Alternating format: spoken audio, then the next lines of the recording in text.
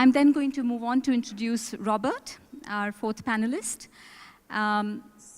Robert J.T. Morris, Dr. Robert Morris, I should say, is Vice President Global Laboratories at IBM Research, responsible for China, India, Japan, Brazil, Australia, and Africa.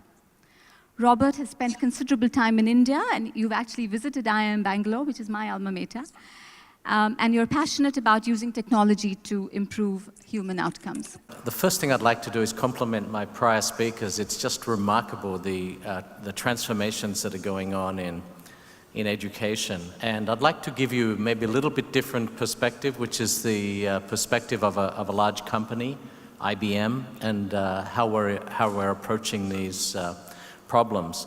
So in IBM Research, we have besides doing things which help our companies succeed, we also focus very much on national problems where we participate.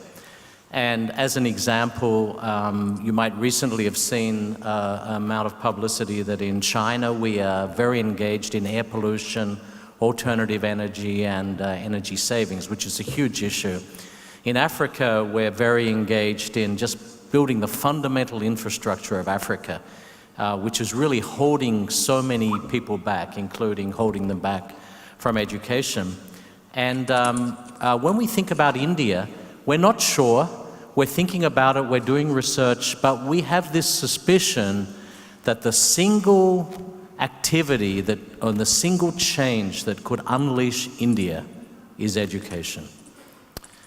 And so how do we come to that conclusion? First of all, it's not a conclusion that's limited to India. You know, we look at statistics like, for example, 2/3 of the population of the world has not received, 2/3 of the adults in the world have not received a high school education.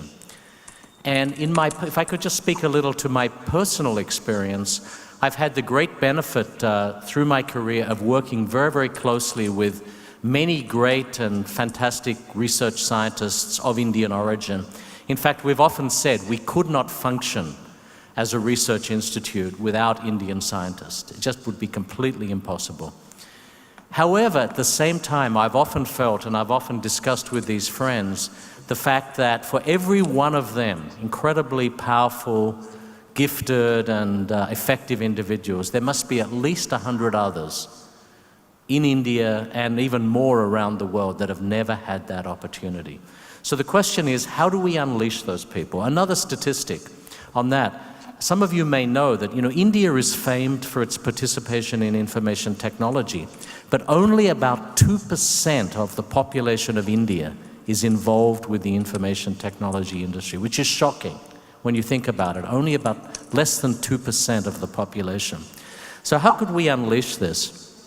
So one of the ways that we got very interested, and this is, I have to tell you, very recent in our research history, only the last couple of years, because let's face it, actually, education is not a big business. It is simply not a big business that's attractive to large companies around the world. It's a relatively small business.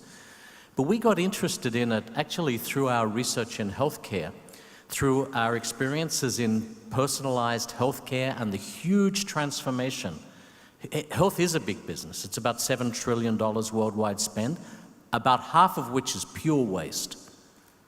And through personalized health, that's beginning to change. And we thought, you know, maybe if education was personalized, maybe if education was adapted much more to the individual, it could become more effective. And the other thing about education, I think probably all of us have been through programs. I went through the new math, which, you know, was terrible. It was hopeless. It educated us in all the wrong things. Over and over again, just like in healthcare, where there are myths, and healthcare today operates on myths. I could just mention screenings as one, which are not justified from a cost or outcome perspective. They don't save lives in many cases. Some do, some don't. Education also suffers from a huge amount of mythology, programs that simply do not work. And so we also were motivated in the same way we have the transformation of healthcare through evidence-based healthcare and rigor. What about a transformation of education through evidence-based education, testing programs, doing clinical trials in education and finding out what works and what doesn't work? What are the human response curves to different kinds of treatments in education? So one of the techniques that we've used in IBM research quite successfully to open up new areas has been the concept of grand challenges. So I was, earlier in my career in 1997, I was the executive responsible for the Deep Blue chess machine, which defeated Garry Kasparov in chess. That was a great learning. We used that to motivate our next generation of high-performance computing. And then recently, only about 6 years ago, we started a project to say, could we build a machine that would answer questions better than any human? And we decided to do that in the grand challenge of playing the Jeopardy quiz show, a very popular quiz show, a very hard quiz show on the United States. We played that and we were able to beat the top two players in the world. And so we moved on from there and we said, okay, now that we've done that and we can answer questions on any subject better than humans, how do we apply that? And we've been applying that in healthcare. We have a major program now in applying that to cancer treatment, which is extremely complex. We're starting to apply it to finance, and we're also looking at how to apply it to education. And so to be sensible about applications of computer science and analytics and data to education, we've actually started at a very basic level, and we're working with several large school districts in the United States, K through 12, one of which is the Gwinnett schools in Georgia, and we've deployed to many thousands of students already. And the idea is very, very simple. You simply track the performance. A teacher has a dashboard that tracks the performance of all their students. The content is adapted, and the content could come from Coursera or other sources, all kinds of classical textbooks.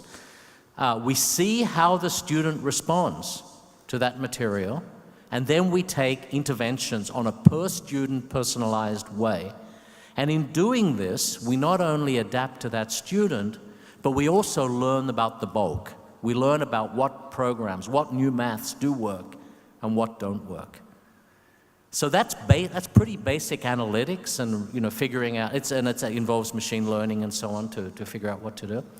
But we're also trying to lift that into the cognitive sphere, which the Watson project, which played Jeopardy, has taught us about. So it's still in the research stages, but we're trying to build machines that dialogue with the student.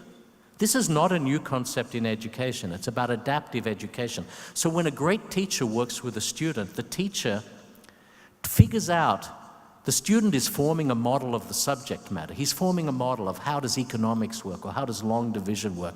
But the great teacher is also forming a model of the student. What does the student understand? But what concept doesn't the student understand? And how do you have a dialogue with the student so that the student can learn about the material, but also the teaching machine, the system, the teacher can learn about the student and learn how learning occurs and learn how that student learns differently. So that's a little summary of our work. I'm going to be in India next week working on these topics, and I think it's very exciting. I think it'll change the world. It'll unleash many people around the world, especially in India, where I think it's a huge lever, but all around the world. It's going to change adult education, early childhood education, K through 12, college. It's going to change everything. And I think it's a revolution waiting to happen. So thank you.